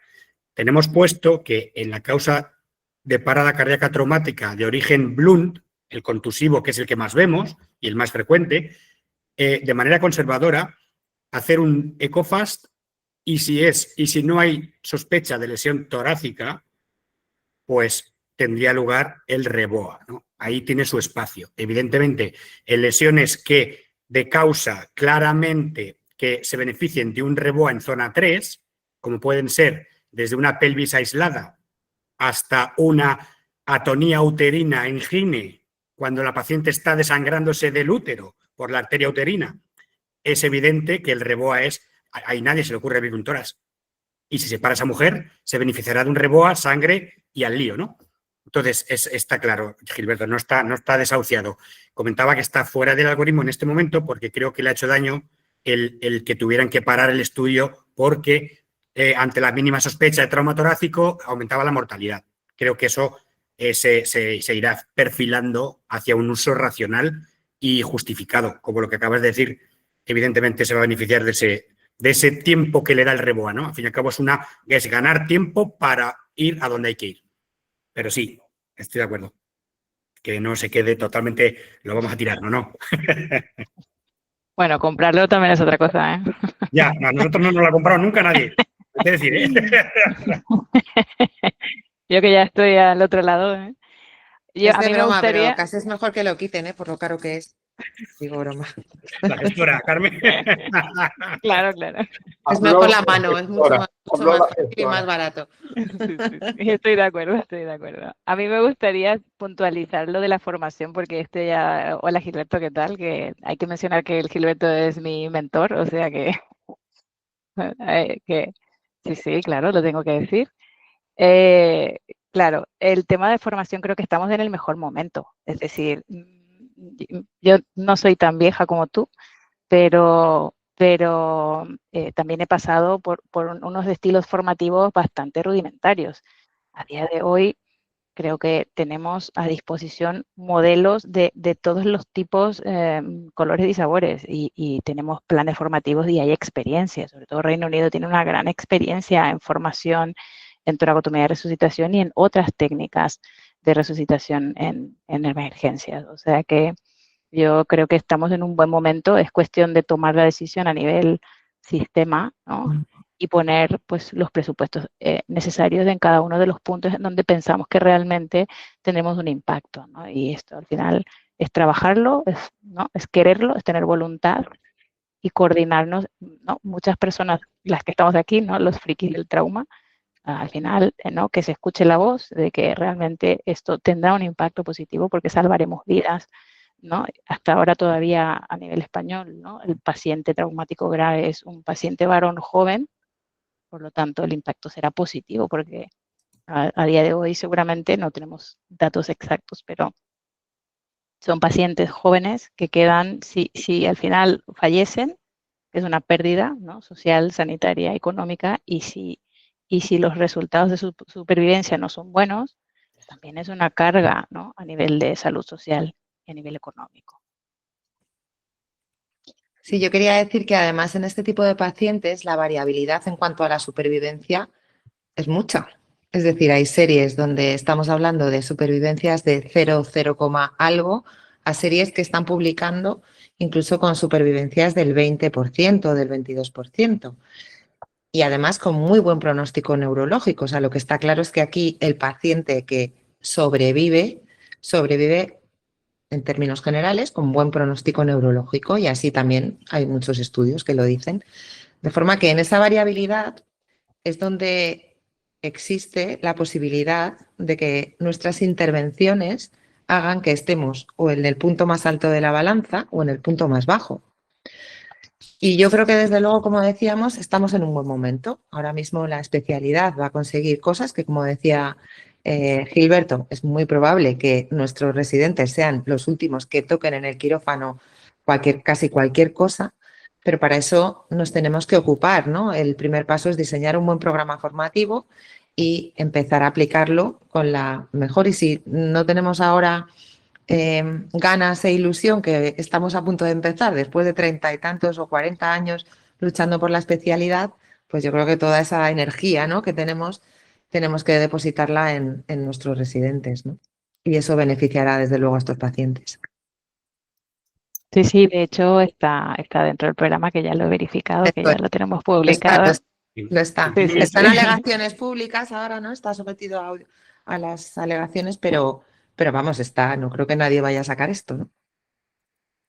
Sí, a nivel coste efectivo, con Victoria de acuerdo en todo, es claramente y muy, muy beneficioso porque la pérdida, si no nos importara la vida de la persona cuarentona, entre las cuales me incluyo, todavía, por lo menos lo que nos va a costar que esa persona no aporte y sus familias a sufragarlas. O sea, que el dinero invertido en la formación de las personas que tienen que meter mano a esos traumatismos y a esos pacientes con enfermedad traumática grave supera en muchísimo el coste-efectividad y los famosos DALIs y QALIs a toca España. O sea, que es una gran inversión porque va a salvar no vidas, sino muchísima pasta. Por si acaso no nos importaran las vidas, que creo que aquí lo que sí que nos importan, pero para convencer ahora del dinero. Sí, con respecto a esto del dinero y lo que supone salvar una vida, contaros que, por ejemplo, la patronal del seguro del automóvil en España dona una pequeña cantidad a las asociaciones que nos dedicamos a hacer prevención de accidentes de tráfico. Yo trabajo con ACLEME, que es la Asociación para el Estudio de la Lesión Medular Espinal, y porque saben que con un paciente que no sufre lesión medular vamos a recuperar bastante la inversión. Tenemos una mano levantada y me hace muchísima ilusión tener a Linder Cárdenas. Linder, por favor, adelante, preséntate y adelante con tu comentario. Buenas noches a todos. Y, bueno, soy Linder Cárdenas, soy médico de urgencias hospitalarias de Murcia. Y mi pasión es la medicina de urgencias. El problema es que me gusta todo, y emergencias. No sé si alguna parte me la he perdido porque, como se habrán dado cuenta, estoy de guardia. Estoy contestando cosas muy bien. Creo que he intentado mantener la concentración. Me hace mucha ilusión saber que vamos a tener residentes, me hace mucha ilusión saber que hay gente tan involucrada con ustedes. Y si viene un residente aquí en el hospital que va a venir uno, se supone, todos vamos a abocarnos a él. Mi pregunta es, creo que todos nos hemos dado cuenta que tenemos un déficit, ya no solo en la formación, sino en la oportunidad porque no nos movemos en un entorno en el que vayan a ocurrir tantas paradas traumáticas como bien ha dicho. Dicho esto, ¿quién se supone que nos debe formar? Fíjense que yo soy un RU. ¿Quién me va a enseñar a poner un tubo de tórax? ¿Quién me va a enseñar a hacer una toracotomía aquí en España si el cirujano de tórax más entrenado no ha tenido que hacerlas nunca en la calle, con pocos recursos, ni uno tras otro, ¿no? Entonces, yo quiero dejar abierta ahí no una duda, sino una pequeña luz más bien, de que quizá debemos mirar fuera, como gente con la experiencia del doctor Mateo, que se ha formado fuera y que ha estado en algún, no sé si es un Major Trauma Center, pero que es distinto. Ya solamente la disposición de las cajas en un Major Trauma Center, en el box de trauma, ya no tiene nada que ver con lo que hacen nosotros. Dónde está el bisturí localizado al lado del tubo, la distancia que tienen física ya es diferente. La formación de la enfermería que te ayuda, la formación del técnico que te ayuda. Yo creo que deberíamos quizá mirar a países donde se hace mucho trauma e intentar a nuestros primeros residentes o a puntos jóvenes enviarlos a que hagan pasantía. Antigua, cuando yo era estudiante se decía pasantía, una rotación, para entrenarse con los tíos que más saben y que realmente saben manejar una parada cardíaca traumática in and out of hospital, o sea, tanto hospitalaria como extrahospitalaria. No me quiero extender, creo que me gustaría solamente escuchar algo sobre lo que piensan de eso. Existen países muy top, estamos hablando de países como Sudáfrica, estamos hablando de países, inclusive China, estamos hablando, de lo que pasa es que de China se oye menos porque publica menos, pero tiene mucha parada traumática, y luego está Inglaterra, que la tenemos aquí al lado, que tiene inclusive ECMO traumática, han diseñado una cajita del tamaño de una caja pequeña para, o sea, es increíble lo que hacen, ¿sabes? Bueno, no me quiero emocionar. Ahí. Sí, bueno, no sé. A ver, es una pregunta muy pertinente, no solamente en esto, pero en esto más. ¿Quién va a formar en técnicas y en toma de decisiones y en manejo de estos pacientes a los residentes? Pues es complicado, porque los que hacen las técnicas de por ejemplo, un drenaje de neumotoras, usualmente no es a tensión, sino en el hospital, en medio controlado por un cirujano, residentes de cirugía. En el medio extrahospitalario tenemos un challenge brutal, porque tenemos que intentar formarnos todo lo que podamos, a todo el mundo que podamos, de nuestro medio primero, o a la vez que a los propios residentes. O sea, que estamos formando a la vez a la gente a nivel prehospitalario, a los profesionales, para que sean conscientes de que estas técnicas son las que hay que hacer, y luego encima los otros gremios no nos ayudan, porque se ven que nos estamos metiendo en sus competencias, cuando no es así. Así que es absolutamente un challenge brutal, a ver cómo la liamos esta, y pues Victoria o Carmen seguro que pueden aportar más que yo, pero es complejo, es complejo. Bueno, yo la verdad es que no soy nada pesimista. O sea, yo creo que, a ver, que hay que empezar a caminar, que estoy segura de que los residentes de urgencias y emergencias se van a formar adecuadamente, que efectivamente tiene que haber puntos donde uno aprenda determinadas técnicas, que podamos garantizar que todos los residentes van a aprenderlas, y que si uno quiere especializarse vaya a tal sitio, como ocurre ahora mismo en otras especialidades, quiero decir. A mí eso me parece fundamental, y en ese sentido yo creo que tenemos que hacer un esfuerzo, porque ese mapa no está hecho todavía. Lo tenemos que hacer, es una de las cosas que hay que hacer, ¿no? Pero vamos, a mí me parece fundamental, me parece muy buena tu intervención. Al final hay que ir a aprender con los que más saben, ¿no? Con los que más pueden enseñar, y a lo mejor viene uno que ha estado allí, enseña a otros cuantos, es decir, que al final ese es un poco el medio en el que nos tenemos que mover. Así que nada, pero vamos, yo soy optimista por naturaleza en este asunto, porque Realmente creo que hay un salto importantísimo de la formación que tuvimos los que empezamos a trabajar hace ya unos cuantos años para trabajar en este medio, a la que van a tener los próximos especialistas dentro de unos años, ¿no? Yo también soy optimista como Carmen, yo creo y me he movido relativamente mucho y yo creo que aquí en España hay mucha calidad, ¿eh? Es decir, que sí que podemos tener cierto, ¿no? cierto respeto, pero hay médicos de urgencias y emergencias brillantes, con mucha formación, que han ido a buscar fuera, que se han formado, que han compartido experiencia, que han vuelto y también me parece una muy buena idea, Linder, de aprovechar lo que otros han hecho y siguen haciendo. De hecho, tenemos contactos, ¿no? con compañeros de otros países y están deseando colaborar con nosotros para crecer en este aspecto. O sea que no creo que tengamos limitaciones ni problemas. Las limitaciones, coincido con David, serán más internas por rigidez o por miedo, ¿no? Más que por querer aportar, crecer y mejorar la asistencia o la calidad asistencial en las urgencias y en las emergencias. Yo veo que... Y yo creo también que hay determinados sitios, por ejemplo, de trauma penetrante. Yo hace 25 años que trabajo en emergencias.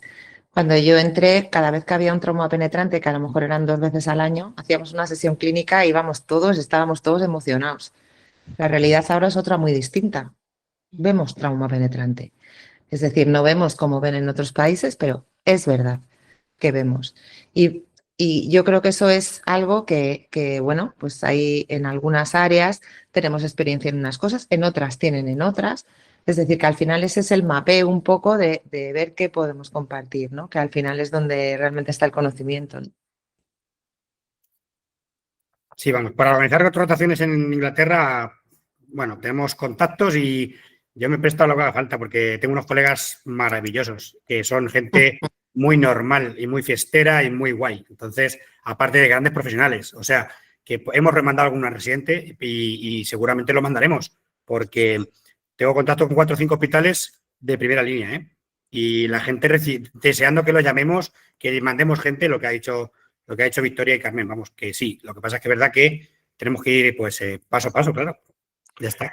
Hombre, yo creo que tenemos que pensar que igual que los residentes de otras especialidades han buscado formarse en los mejores sitios para determinadas cosas, pues nuestros residentes, es que no hemos tenido residentes, la mayoría eran médicos de familia, o éramos médicos de familia que se había formado como médicos de familia. Entonces después hemos ido buscando cada uno dónde nos apetecía ir. Yo recuerdo la primera vez que fui a Alemania a hacer un curso de simulación.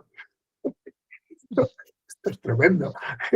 Aquello me sonaba como Alemán.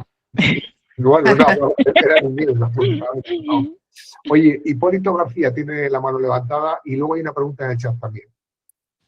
Adelante, Hipólito. Hola, ¿qué tal? Bueno, mi nombre es Hipólito, soy médico de urgencias junior. Tengo un año desde que terminé la residencia. En línea de lo que habían comentado antes, Linder, yo tuve la oportunidad, afortunadamente, del último año de la residencia, irme 2 meses al Reino Unido, a Londres, precisamente, a hacer una rotación a un Major Trauma Center. Y yo creo que ha sido una de las experiencias más enriquecedoras que he tenido durante mis 4 años de formación, por ver cómo funcionan en otros sitios, cómo trabajan. Y una de las cosas que me llevé de mi tutora fue que yo no venía a aprender medicina, yo llegaba a aprender cómo pensaban ellos. O sea, mi rotación no era porque los pacientes eran los mismos. Es el mismo edema agudo de pulmón, es el mismo politraumatizado, es el mismo abuelito que se cae, solo que nosotros pensamos de una manera y tú vienes a aprender eso, ¿no? Y en línea de lo que tú dices, la formación específica en procedimientos que son procedimientos HALO, que los llaman ellos, ¿no? Que no se hacen habitualmente. Yo les preguntaba, porque cuando vi por primera vez que llegaba una parada cardíaca traumática con una toraquectomía tipo Ramsell, vivo, a urgencia, y ahí todos llegaban y se ponían a trabajar organizados, tranquilos, como si eso pasara todos los días, ¿no? A mí me llamó mucho la atención y decía, ¿cómo te formas en hacer esto, no? Y me parecía muy curioso porque yo en mi formación, para poder hacer drenajes torácicos, le insistí tanto a la cirujana torácica, le di mi número de WhatsApp y le dije, cuando tengas un drenaje, avísame que voy, ¿sabes? Que voy yo a pincharlo. Y ellos o sea, por lo menos en Reino Unido, hablo de lo que conozco yo, ¿no? Después de que termina la especialidad, tiene la subespecialidad de emergencias prehospitalarias y ellos hacen cursos de simulación con maniquís y luego simulaciones cadavéricas para estas técnicas complejas como sería la toracotomía de resucitación. Y luego, durante esos 2 años de formación de la subespecialidad, el médico que se está formando está viendo constantemente cómo el médico que ya pasó por toda esa formación y ya lleva varias toracotomías de resucitación hace esos procedimientos. Entonces, como idea, ¿no? Sería, si tenemos médicos en los distintos sistemas sanitarios, los distintos sistemas de emergencias que están entrenados en esto, podemos poner a los residentes estratégicamente en sus guardias, si están, no sé específicamente cuánto tiempo van a rotar los residentes de medicina, urgencias, emergencias, por ejemplo, la prehospitalaria, pero si están 6 meses, ponerlo con tutores que sepan hacer los procedimientos y cuando les toque hacer el procedimiento, pues lo puedan visualizar y así es que se hace una toracotomía de resucitación o una toracostomía bilateral o una cricotiroidotomía, estos procedimientos que, bueno, que son un poco más complejos y que a nivel hospitalario, probablemente como son equipos multidisciplinares, va a estar el cirujano torácico y lo va a hacer el torácico porque es el que tiene más experiencia en ese ámbito. Pero a nivel prehospitalario es verdad que somos los únicos que estamos y tenemos que ser nosotros los que tengamos esas herramientas y esa formación específica para poder darle una solución al paciente. Y con esto termino mi intervención. Muchas gracias, Hipólito. Muy interesante lo que nos has comentado. Y, oye, por favor, antes Victoria ha llamado a Gilberto viejo y aquí Hipólito nos ha dicho que es un junior. Hombre, ya está bien. Acepto que nos llaméis mayores, pero, hombre, ya viejos. Bueno, el retruco de la, ¿no? de la voz de la experiencia, pues nosotros aquí. Gracias, pero vamos. Bueno, había una pregunta, no sé si queréis comentar algo con respecto a lo que ha dicho Hipólito. Yo creo que tiene mucha razón en lo que ha dicho. Creo que es clave, ¿no? Es clave en la formación de nuestros futuros residentes, ¿no? Pero igual que hemos hecho los demás cuando hemos decidido formarnos en algún elemento, pues hemos ido a buscar a lo mejor con la limitación de tiempo, de familia, de lo que fuera, pero que hemos ido buscando ese tema. Teníamos, como os decía, una pregunta en el chat. Alejo Gallego Montiel dice: buenas tardes, no puedo hablar, tengo ruido exterior, estoy de guardia. Una pregunta: ritmo más frecuente de la parada cardíaca traumática es la actividad eléctrica sin pulso. ¿Cabe monitorización precoz y adrenalina 1 miligramo intravenoso bolo junto con volumen tranexámico y el resto de medidas para la hipolemia? ¿Qué le parece a los ponentes? Esto da para otra tertulia, porque aquí vuelvo yo a mi creencia que la adrenalina tampoco aporta ningún beneficio a la parada traumática. Ahí dejo la bomba. Pues estoy de acuerdo 100%. 100% de acuerdo con Victoria en cada palabra que dice. Vamos. La adrenalina intravenosa ya está en muchos sitios desaconsejada.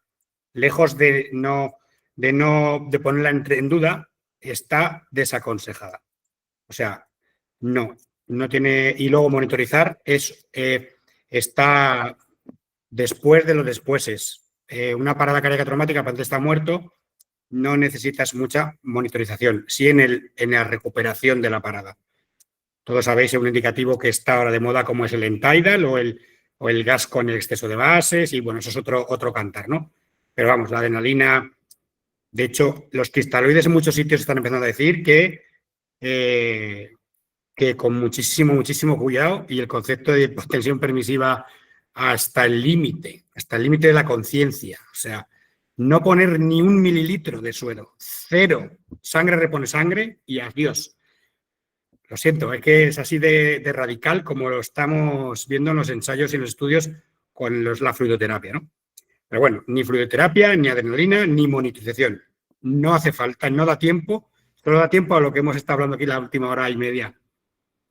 Algo así. Bueno, sí que hay algún artículo que habla del uso de la adrenalina en la parada cardíaca traumática.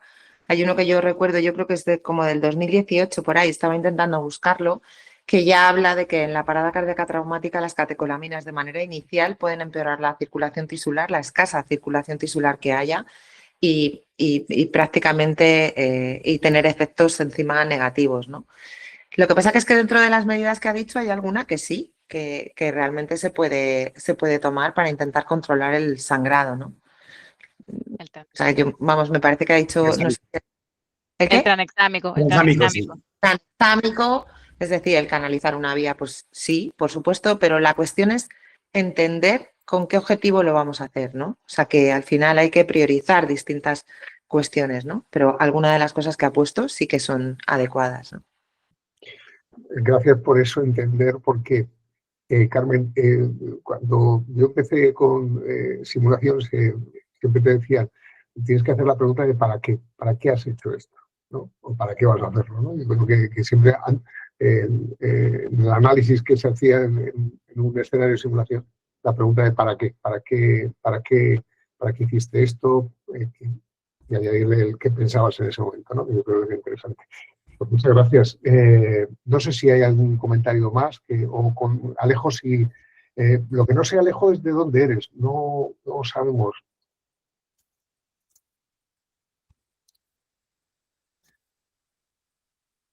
Nos está escribiendo Alejo. Bueno, no sé si hay alguna pregunta más, algún comentario de alguien que quiera hacer. Llevamos ya 1 hora y 42 minutos, o sea que ya es tiempo. Soy médico del equipo móvil urgencias de Sanlúcar de Barrameda. Fantástico, en España también. Muy bien, pues no sé si hay algún comentario más. Si no, voy a hacer unos anuncios antes de hacer el resumen. Ahí Hipólito ha levantado la mano otra vez.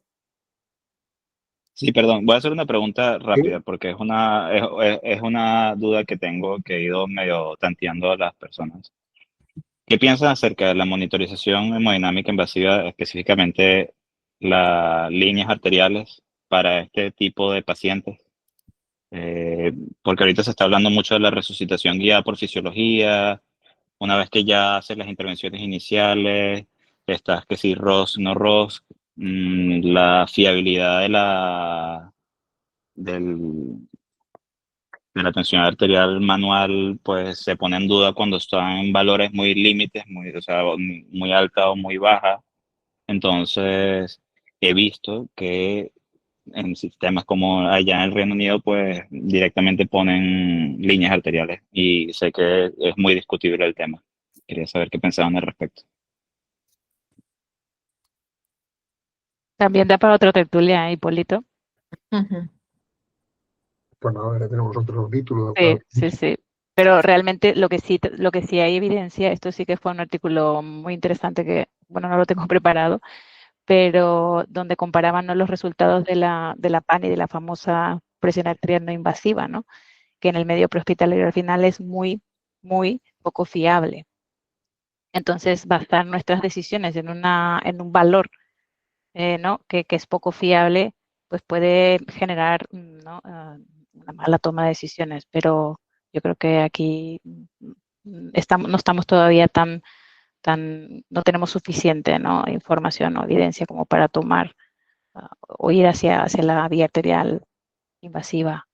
Además que aquí también hay una limitación que es incluso un poco más compleja probablemente, ¿no?, de canalizar una arteria, ¿no? En el siglo XXI sin hacerlo a ciegas podría, pues, ser discutible, o sea que tendríamos que hablar de un itinerario formativo ya, ¿no?, ecoguiado o ecofacilitado al menos, y lo que implica a nivel también logístico, es decir, que necesitamos un material específico que a día de hoy probablemente no todos disponemos. O sea que aquí creo que también, pues, es algo a debatir y a plantearse.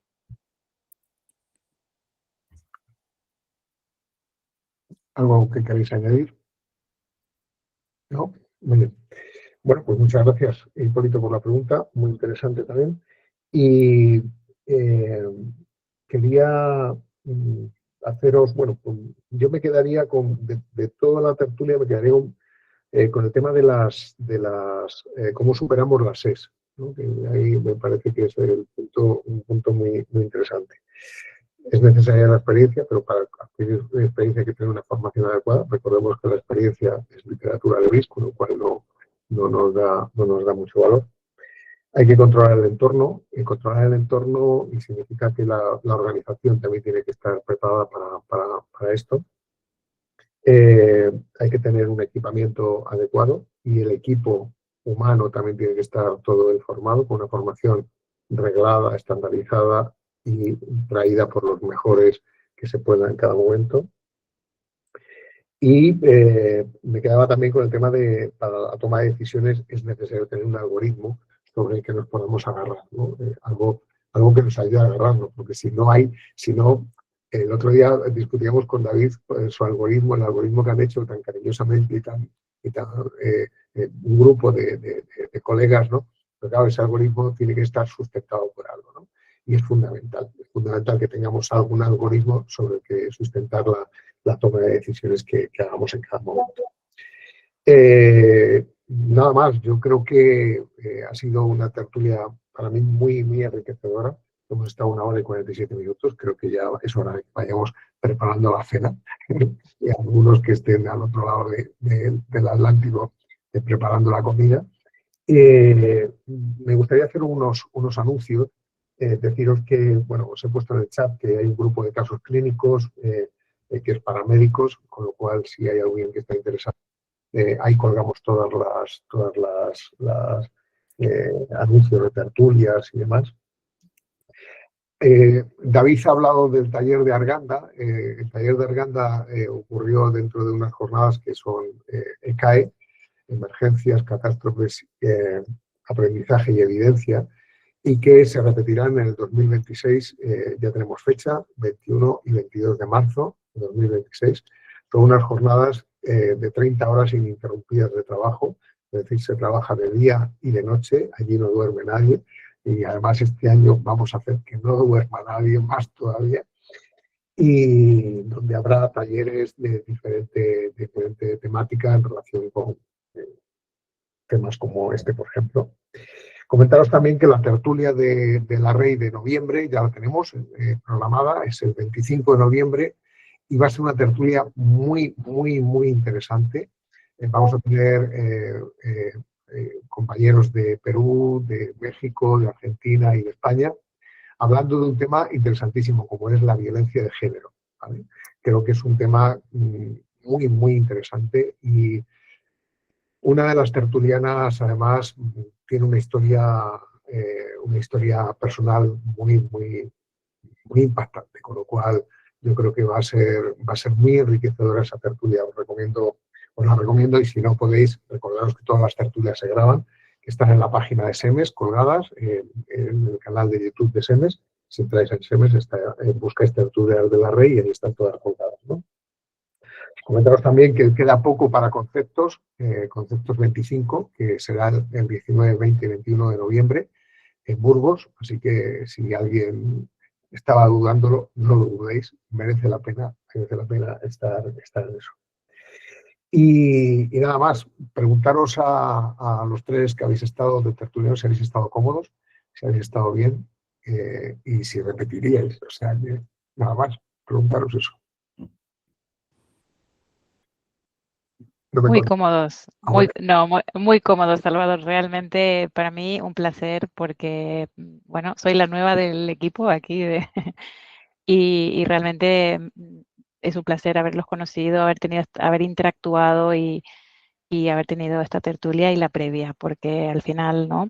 Aprendemos, compartimos y creo que son muy enriquecedores este tipo de encuentros. Muchas gracias, Victoria. Pues por mi parte igual, la verdad es que he estado cómoda, me ha gustado mucho. Al final me siento un poco entre amigos y en mi casa, ¿no? Entonces, ¿qué más se puede pedir, no? Y yo creo que al final este tipo de tertulias hacen que cada uno nos vayamos quedando con ciertas cosas que vamos ahí metiendo en nuestra mochila, ¿no? Y que al final, bueno, pues es muy enriquecedor. Así que nada, muchas gracias, Salvador, por seguir ahí obstinadamente organizándolas mes tras mes. Bueno, igual, para mí es un honor, es un sueño. Yo poder expresarme, escuchar, aprender de mis compañeros. Y bueno, pues un niño que quería ser méquido, que no sabía decir la palabra médico, pues imaginaos cómo estoy en éxtasis. Para mí esto es una gozada, me encanta mi profesión. Tenéis la mejor profesión del mundo y gracias por salvar tantas vidas todos los días. Es una auténtica pasada lo que hacéis. Muchas gracias. Bueno, pues muchísimas gracias a los tres y de verdad ha sido un auténtico placer estar con vosotros. Os habéis comportado exquisitamente. Yo, como el otro día tuve la oportunidad de estar en otra tertulia con ellos, el enriquecimiento ha sido doble, con lo cual estoy, vamos, deseando a ver si puedo echarme otra vez a la calle y ojalá nunca haya nadie que tenga una parada cardíaca de origen traumático, que tengamos que atenderlo y que tengamos que seguir entrenándolos con maniquís o con modelos anatómicos y que nunca haga falta esto. Ojalá eso fuera así, aunque sabemos que eso no va a ser posible. Muchas gracias a todos. Nos vemos. Gracias, adiós. Buenas noches. Gracias. Besazo. Adiós.